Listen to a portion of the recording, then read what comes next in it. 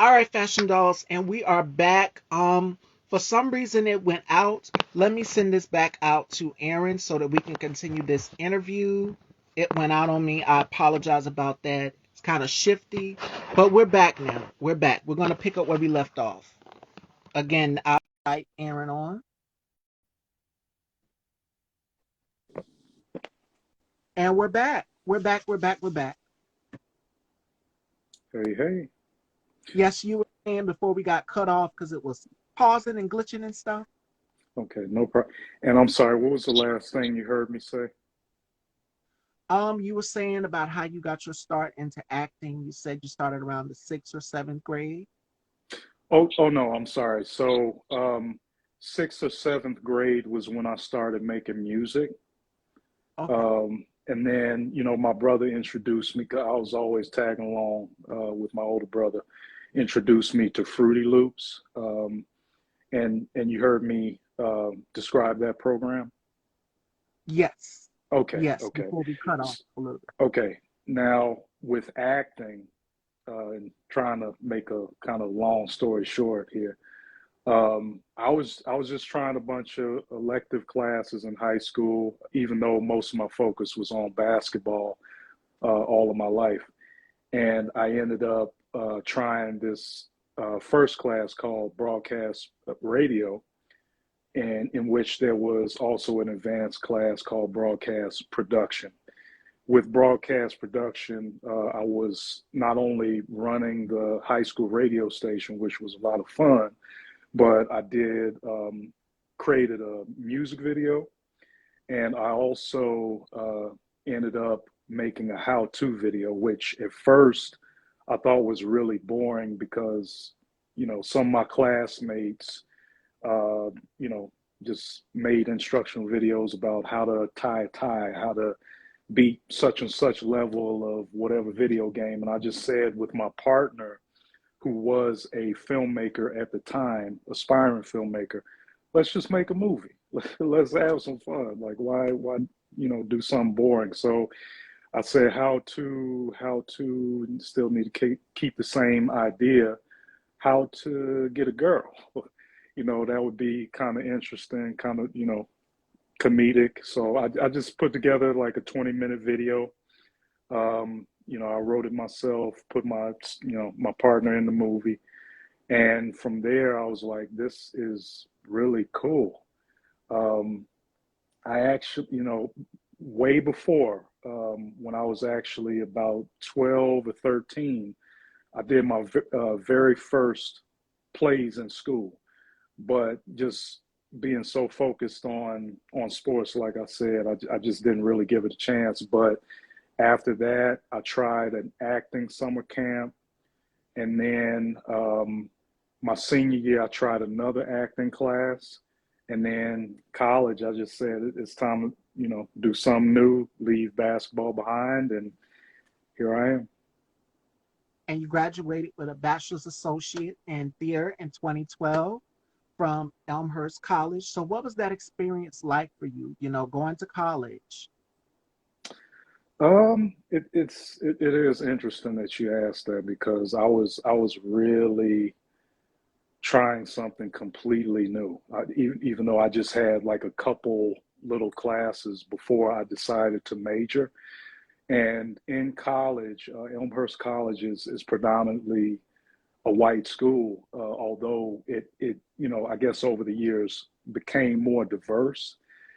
So that was its own interesting experience. But also, with the theater program at Elmhurst College, I was really starting to think, you know, halfway through like my sophomore year, do I really need to stay here or could I go somewhere like Columbia College? Like that's not sure if you know, like one of the most prestigious art schools in the city of Chicago.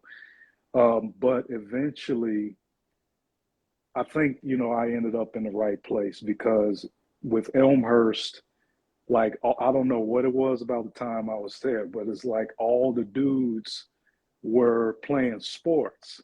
So I think I was one of like 6 or 7 guys that was auditioning for every single play. So it was almost like I was guaranteed a role because of that. And that ended up, getting me more practice. I, even from high school, my professor, teacher was just telling me, I think you have something like a natural talent and a natural gift. And just from, you know, my whole college experience, at first I was pretty shy, but just from continuing to study, it just brought me and gave me a voice from, in my most of my life being like this shy, reserved type of dude. So it was a really fun experience. Well, from the clips that I've seen, you're not shy in those clips. You go right into character, and that's why I asked you to come onto my platform because I'm like, wow, he's so distinguished and he's intact with these characters that he's portrayed. And then the way you effortlessly did Run DMC's Christmas song, I was like, wow, okay, he can take anything and turn it into some sort of monologue, and here we are now. Fast forward, you've gotten roles on NBC's Chicago Fire, which was a Mhm. very popular show, and it still is to this day. People are still watching it, and it is out there. So, what was that experience like for you being on set? Like, what's running through your mind? Like, is this real? Like, wow, I made it. What's running through your mind when you're on set? And very, very good question because for me, it was just so surreal. I was trying for a split second. It was getting ready to get to my head, but at the same time, I just had to, breathe, humble myself. Even though, like, I just the first day I walked on the set, I saw my own trailer. Um, and especially with this particular episode, I'm not sure if you saw it, but the name of the episode is regarding this wedding where I am a groom who is getting married on the show, and it was just crazy just seeing, groom David Franklin was the name of the character, and then I had my wife who was actually had a trailer like right next to mine, and then there was the best man who I kind of got really close with, and um, with seeing the other actors on the show too. There was Brian White, who's, I mean, kind of really been out there, like as far as some Mm. BT movies, and you might have definitely heard of him. That was really crazy. I was like, I'm in front of this guy, but I also have to remember, even from basketball, my coaches would say, do not overestimate the individuals you are about to compete against because these people breathe the same air. They tie their shoes up the same. They have to put their coats on the same way. They brush their hair the same way you do. They're human.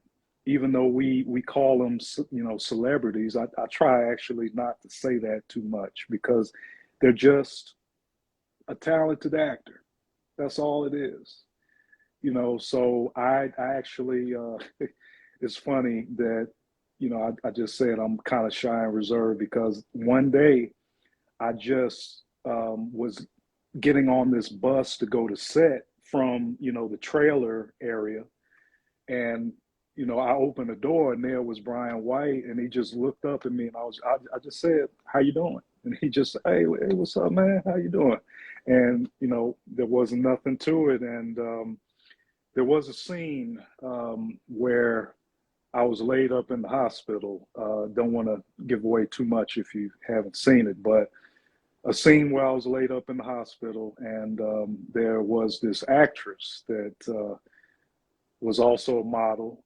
It's kind of, somewhat known if you've seen a lot of movies, Yaya DaCosta, and Yeah. she ended up touching my chest. So I definitely had to savor that moment, being that she touched my chest, and didn't want to wash that off for a little while. But yeah, I'm just being silly. But other than that, I really really did enjoy being on set. That was actually with my agent, or just any agent, period. The first thing that I ever booked.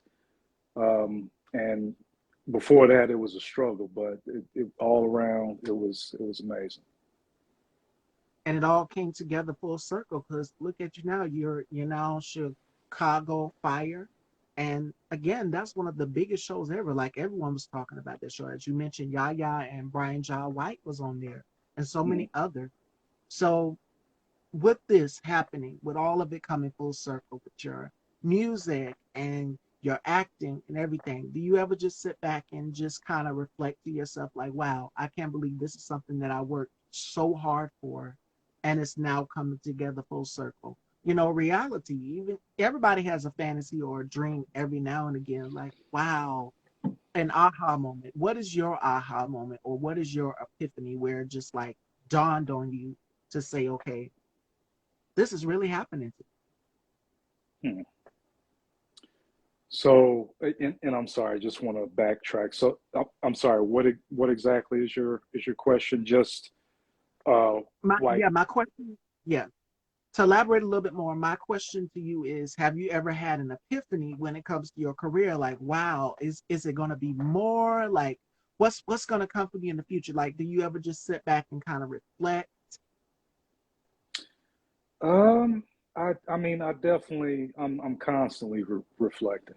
Um, I watched this interview, or may not necessarily been an interview, but there was this video of Denzel who said, "Your dreams will only be that if you do not actually sit down and really articulate your goals and go through your goals."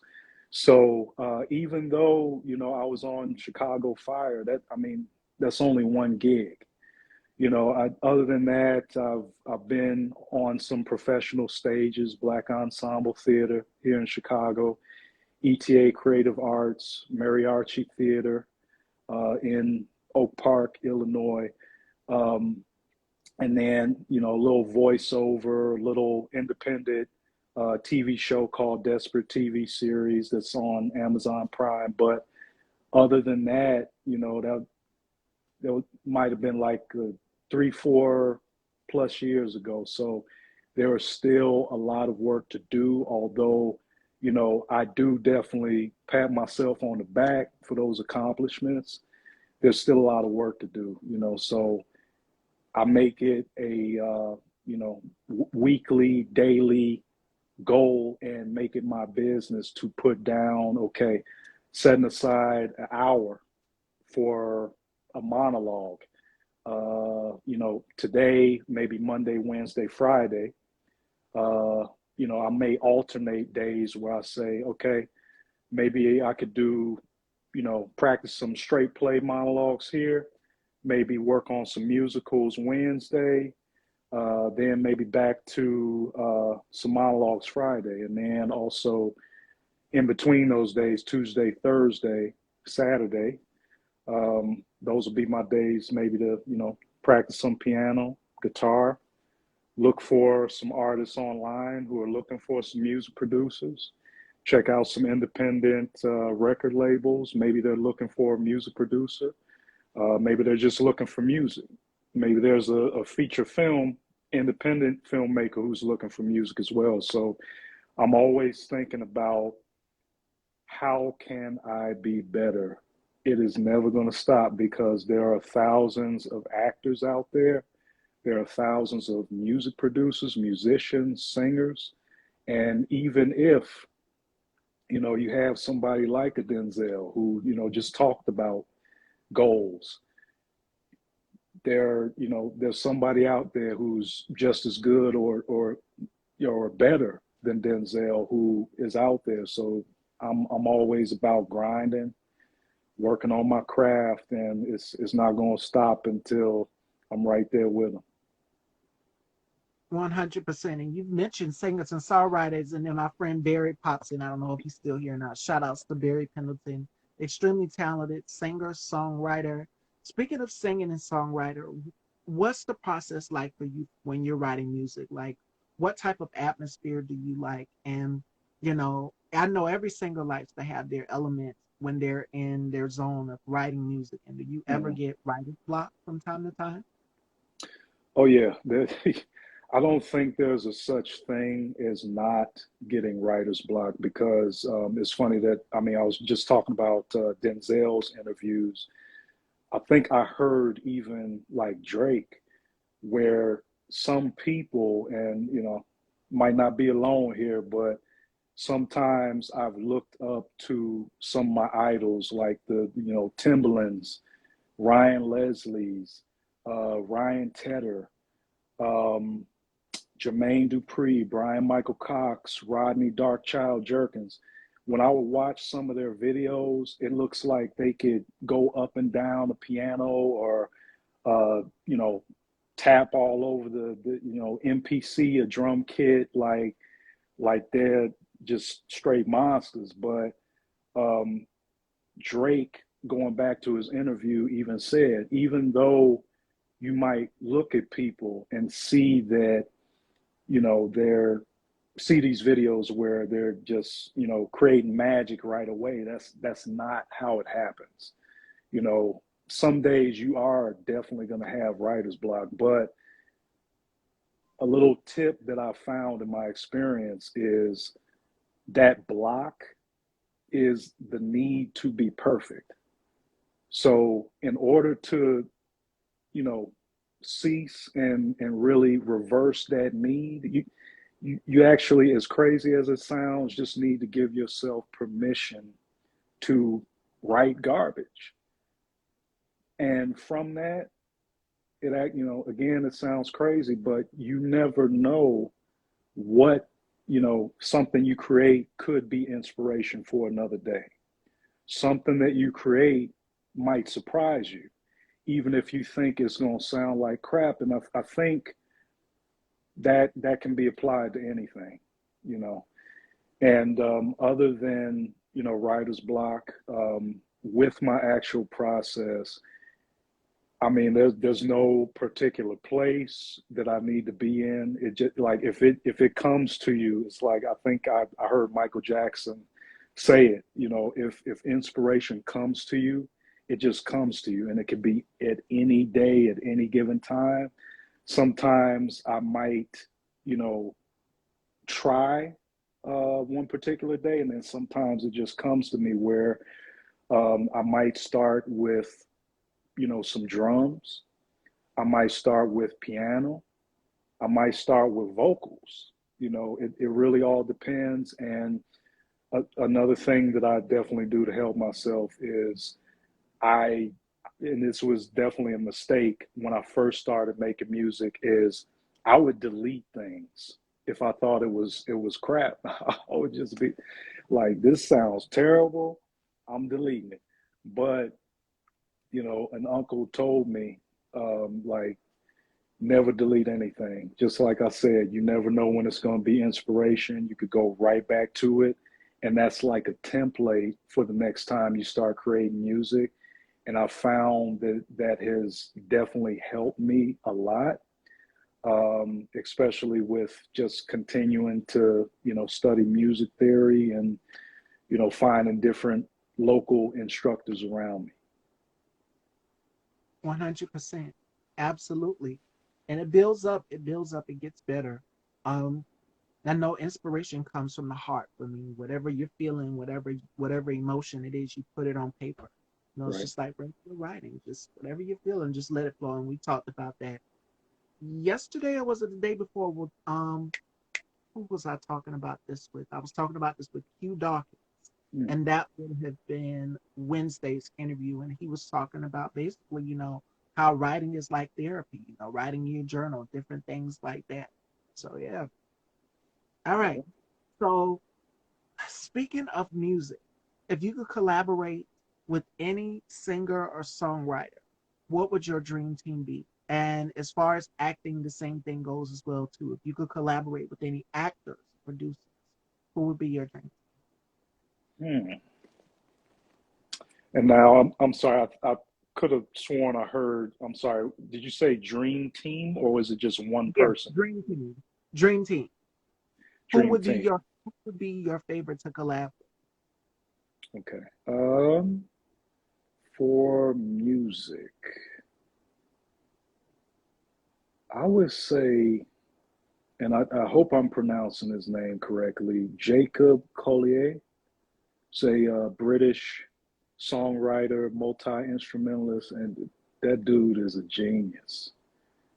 I mean, absolute genius. It's ridiculous how good this dude is at music. And it's like, I swear, it's like a modern day, either like just as good as Prince, or he might even be better than Prince. Like that would definitely be a second choice for me too, even though he's not here anymore. Because Prince is like he could give you any song you want. It does not matter what genre. And just the piano skills off the chain and guitar, like everything. And it's kind of the same with Jacob.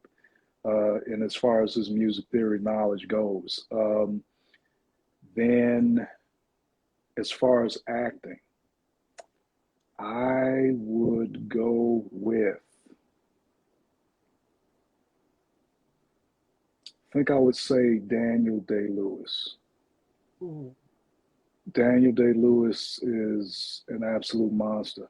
I have no clue when you can act so good that I have no idea who you are because in every single role you're different. That's acting.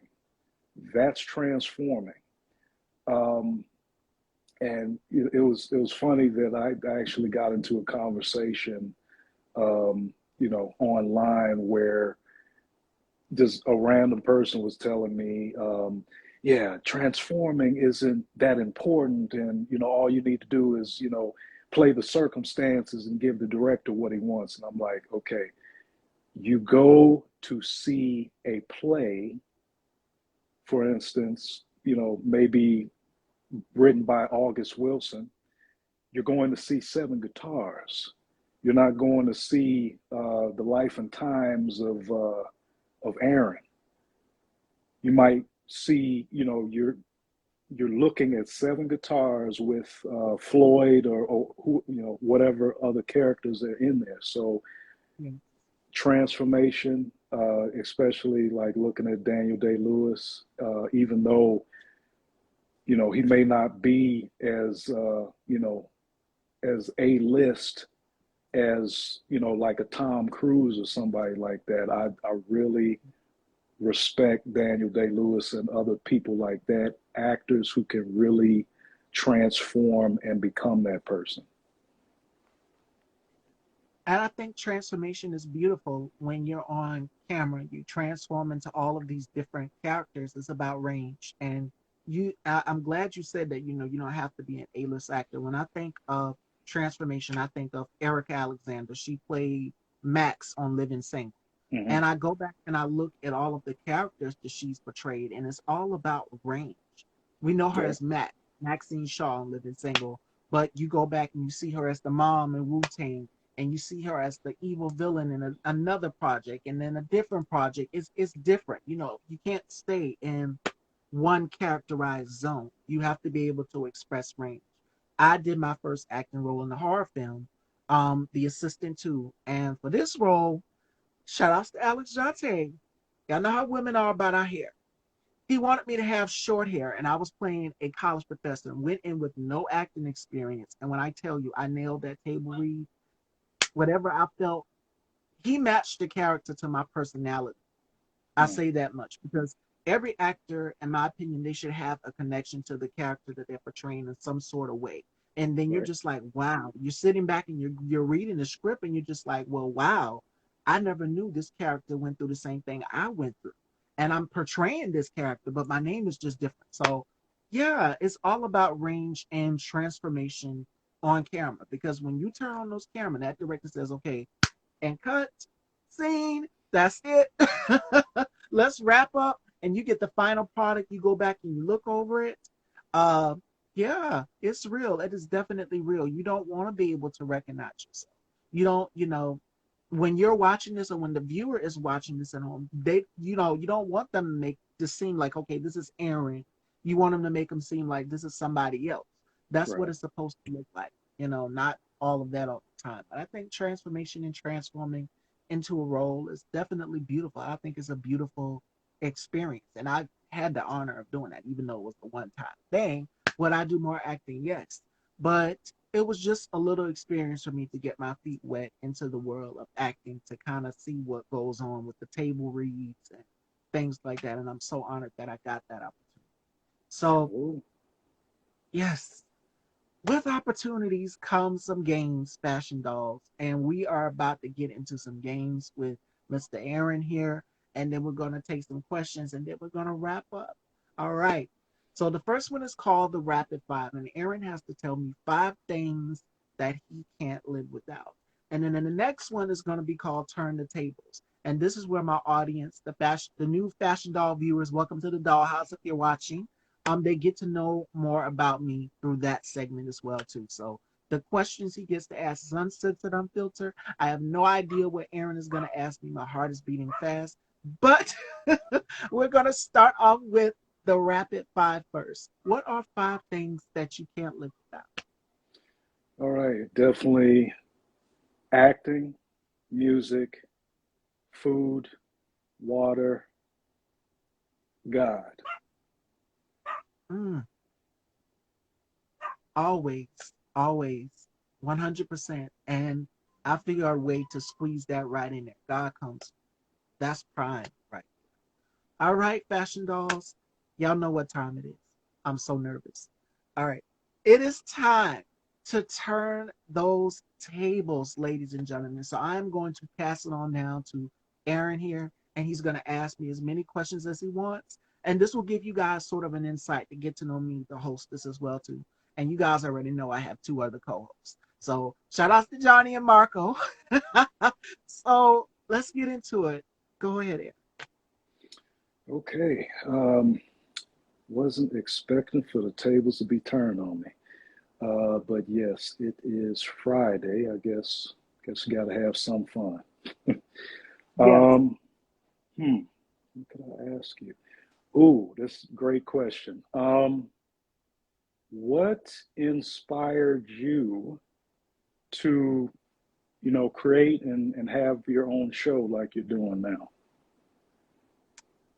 Well, it was so random. I started off very young, right after high school. I Hmm. went to cosmetology. I took beauty school, and I got my license and everything. And I said, what is going to be my backup? So I love to talk to people. I love to socialize. I've always been that way since I was 8 years old, since I was a baby. My mom would be like, don't you be talking to them people. So it's a little bit different for me because I wasn't always this outspoken. It Hmm. just kind of, I was bullied a lot. So it kind of pushed me out of my shell to get up and speak up and talk about issues that go on in the world. And, just things that I like, whether it's fashion, whether it's beauty, whether it's entertainment, acting, or music, things that people love in this world, which is what I love, which is a part of the pop culture, so many things. So the reason why, I got inspired to create this platform is because I said, I see black women on talk in daytime every day, whether it's Wendy Williams or the real daytime. I said, why aren't there hardly any other women of color in daytime? So Right. that's kind of how Style by Stevie got formed. And I originally was going to go with all women. It was going to be all women on the show. I'm the Hmm. only female, and I have two male co hosts. So I said, you know what? Let's shake it up a bit because you always have to have two sides to a conversation. You have to have the male side and you have to have the female side. And Yep. that's how we have to have a conversation and be able to coexist. So that's a little bit of how Style by Stevie kind of got formed.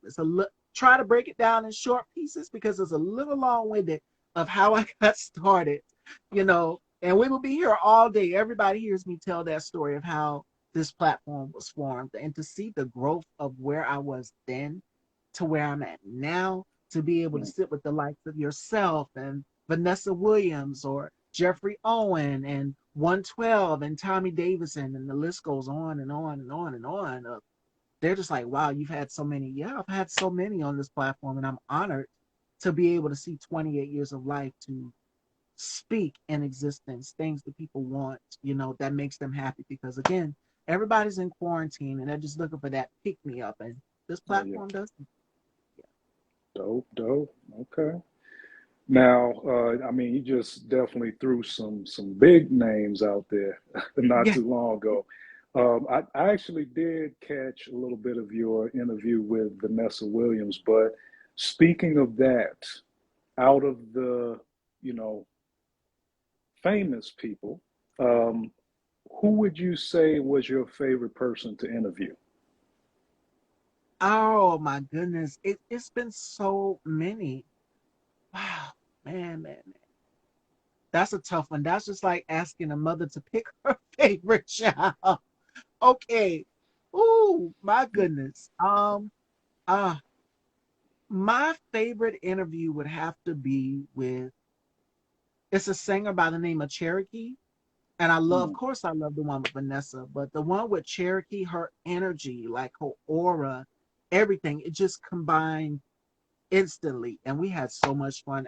Every interview that I've done, I've had so much fun doing it. And I've walked away and I go back and I watch it and I'm just like, wow, I had a good time. I was glowing. I was happy. So I would have to say that. But I would have said the one with Tommy Davis. But it's got to be one choice. So I'm gonna have to say the one with Cherokee. okay, cool, cool. Mhm. And then I'm sorry, I know like it's too many R&B groups, but now I'm sorry, Cherokee, was she in a pretty popular group? No, she was a solo singer. Hmm. And the song, one of the singles that she's written, which was Ooh Ooh Wee, was supposed to be written for TLC. Everybody knows TLC, the biggest girl group of all time. So Right. yeah, that song was originally written for them. Hmm. Okay. Mhm. Okay. Definitely check her out. Let me see. What other questions do I have? Hmm. Now, I guess opposite, with your, kind of aspiring up and coming artists, who would you say your um, favorite interview was with those individuals? Ooh, you said individuals. So I would have to go with Will Preston, who is Okay. an amazing singer and songwriter. Um, it's Valentine's Day, so he makes music that caters to the soul. He sings a lot about love. And I definitely love that. Most men don't really. Well, I mean, you've got Tank and so many others that sing about romance, that sing about love and so many different things and so many different aspects. So I Mm, would have to say Will Preston. And on the hip hop side, I would have to say my girl T.S. Lil Kendra. She is super talented. She's so stylish, the way she flows. And I can relate to her so much because we both grew up down here in the South, okay. and I just don't know, but those two would be my top two right there. T.S. Kendra and Will Preston. Okay. Cool. Cool. Now, you did mention uh, getting yourself a one-time acting gig. Besides that, do you have any other hidden talents? Well, a lot of people might not know this about me, but and I think that's my mom rubbing off on me. She's a Libra, I'm a Scorpio. And when we literally say we are our mother's children, we are our mother's children. And I think the decorating bug has rubbed off on me. So I love to decorate. I love to put things into perspective, interior decorating, uh, color coordinating. I love things like that because, I mean, you have to do it in fashion. But that's one thing people don't know about me is that I have sort of a green thumb. Okay. I help my mom plant from time to time and just decorate. I love to put color in everything, and I feel that color brings things to life, especially with everything is going on with mental health awareness. I feel as though if you put on a bright color, it enhances your mood, and studies have shown that. So, Mm, colors, that's how I see it. I see nature and beauty in so many different aspects. So, home decor is one thing that I really, really love as well. okay, cool, cool. And I just had another question for you, but I just forgot it. And I know me being me, as long as I don't think too hard, it'll always come back. Um, hmm. And I think I just got it. So you asked me who I'd want to collaborate with as a music producer and an actor. So for you, I would say, what would be your ultimate dream with Style by Stevie? Would like, do you see yourself being like Oprah, like having a really awesome national show? And who would be somebody you would want to collaborate with? Oh, goodness. I definitely see myself as Oprah. Oprah has broken down the doors for women like myself and the Wendy Williams and so many others. I mean, I'm just up and coming and, getting my feet into the door. But she's opened the door for so many talk show hosts. First woman of color to get into daytime was Oprah and Della Reese, for those of you who do not know.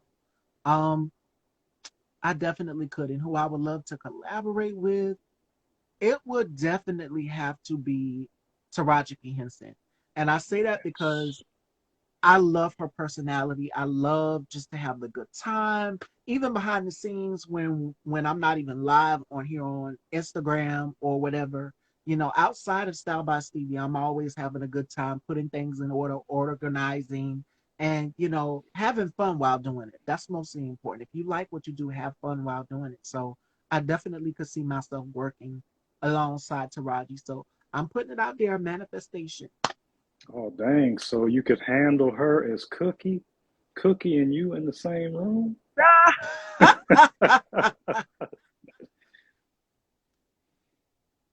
I could definitely. Her personality, outside of the character Cookie, we've seen her and I've seen clips of her, and I'm just like, wow, she's so down to earth. She is so funny. She's always singing Hmm. behind the scenes and doing things, all of these funny little things that she does. So I said, wow, she's just like me. So we would get along very, very well.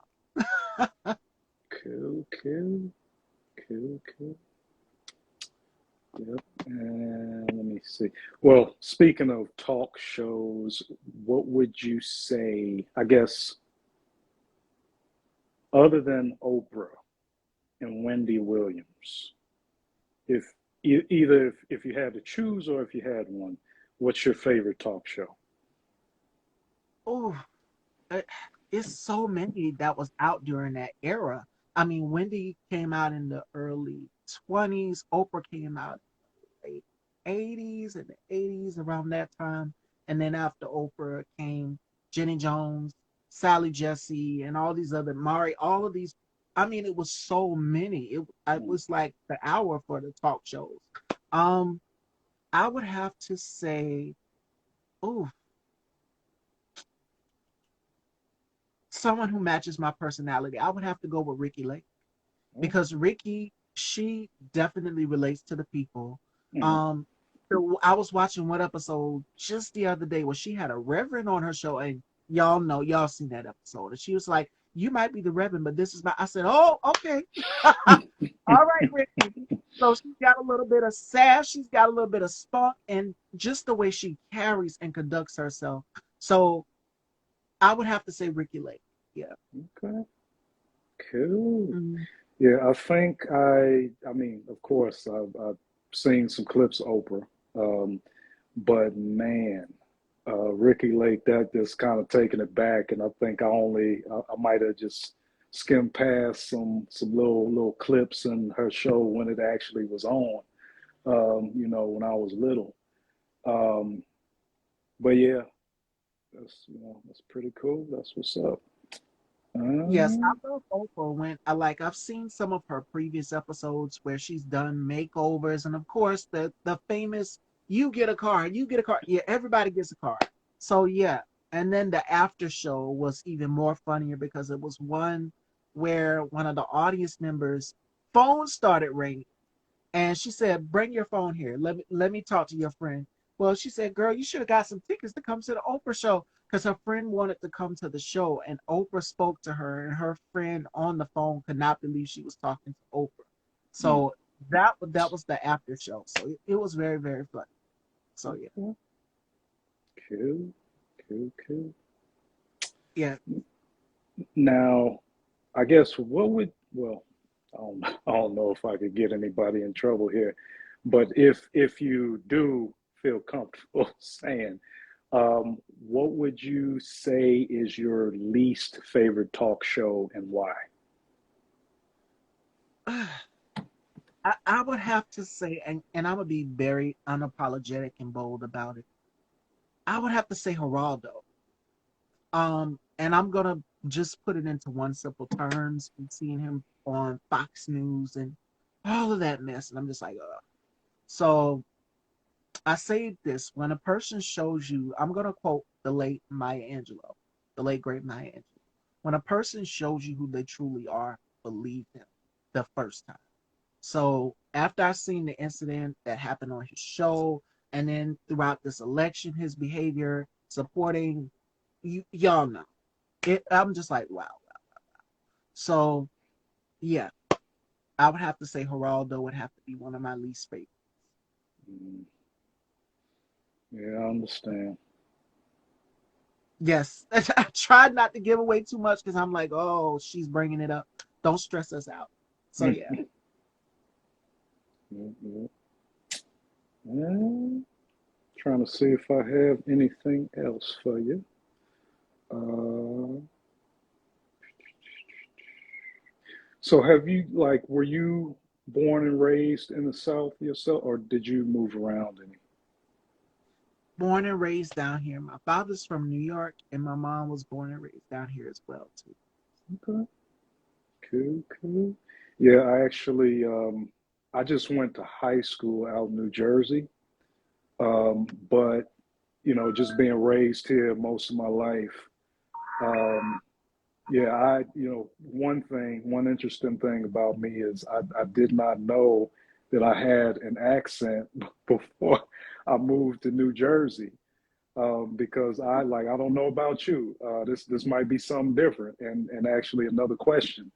Um, I I and my people, we say pop, but then I think it's down south, people say soda, and then even on the East Coast they say soda. So when I would ask for a pop, and my older brother also moved out there too for some time, people would look at us like we're crazy. Like, oh, you like a pop? Like you talking about your father? Or you about to like pop somebody? Like punch him in the face? Like come on, like soda pop. That's the whole word. So I'm like, man, that was a trip. But yeah, I also learned and was surprised to know that I have some cousins out in Harlem, New York, when I was out in high school. So that was a pretty interesting experience. The I know the weather, you know, out in New Jersey where I was, like north central New Jersey, was a lot more mild, or well, not a lot more, just maybe a little bit more mild than it is in Chicago. Um, but other than that, I cannot call any other place but Chicago home. You know, but yeah, I And mean, mhm, I said I've never been to Chicago. I've been to New York because my father took me and my brother there when we were younger, but I've mhm. never been to Chicago, so I have to get out more Oh once yeah, the thing. So yeah, oh yeah. Chicago. Now, I still have a few good friends in New Jersey who, like my one friend, has actually come to Chicago. The other two, I don't. They just so busy that they didn't get to come here. But a lot of New Yorkers say that their pizza is the best, and they just don't understand Chicago deep dish pizza. But other than the pizza, if you cut like, of course, a lot of people don't really like the cold. So one thing that my father says is, you come to Chicago in the summertime. Summertime in the city in Chicago is amazing. There's the taste of Chicago. There are a bunch of different music events. Lollapalooza. A lot of people probably heard that. Then Yep. you got so many parts of Chicago to explore. Could not get bored. I definitely have to put that on the bucket list is to go to Chicago and so many other states. I know Atlanta, everybody's like, well, you need to come to Atlanta. I said, okay, when this thing kind of clears up, we got to wait. And it's cold, like you said. So, but I mean, people are still traveling. So just make sure you're doing it safe, of course. Yeah, absolutely. Hmm. Hmm. Well, I think that concludes the Turn the Table segment. This was such an amazing interview and conversation. Aaron, I had such a great time. And getting to know you and your career and what your mindset and so many things. Let anyone know if there's any upcoming projects coming up and where they can follow you. Okay. At the moment, don't really have any upcoming projects. I mean, just regularly, I'm uploading on social media. You can look me up at a Ragland 25 on IG, Twitter. My official music site is Aaron Ragland 25 music.com, and then Ragland, Ragland. And also, you could, look me up on TV or YouTube, Aaron Ragland TV. TikTok is Aaron Ragland TV, and yeah, pretty much find any other links as well from my YouTube. All right. And the last thing, if there's anything that you would like to tell anybody that's watching this interview, what is some of the advice would you give to people who are watching this interview who want to get into acting or music? What advice would you give? I would say to any artist or just anybody in general, never tell yourself can't, never tell yourself too old, too young, too this, too that. I was one of the best acting coaches that I've had the experience of learning from, said that the world really will put all of its crap onto you, telling you what cool is, what acceptable is, what, this, that, and the third, how you should look, how you shouldn't look, what you should be doing, what you shouldn't be. And really remembering as an actor and as an artist, there was a time where we were all free. We didn't know what cool was. We didn't know what, you know, weird was. We Mm-hmm. we just were. We were just having fun. Another one of my acting coaches said, "There's a reason you call it a play. So play, have fun. That's what life is all about. You should be having fun. You should be enjoying yourself. Sometimes, we just, like I said, just from what the world tells you, what, movies, TV, magazines tell you, it of things that aren't acceptable. We just have to have fun, let go, try something different. You might surprise yourself and realize so much potential is in you. If we don't try, we don't know." Absolutely. 100%. 100%. And I hope you guys take heed to that. Don't ever give up or sell yourself short. Like I went into this project that I mentioned in the beginning of the interview. I said I don't have no acting experience. And I went in and I shocked my own self. I shocked my mom, my grandmother, everybody. They was just shocked by it, how I just took it, and it was so like time was winding down. So I said, I have to remember this. I put so much pressure on myself, and pressure turns coal into what? Diamonds. So Create that diamond 100%.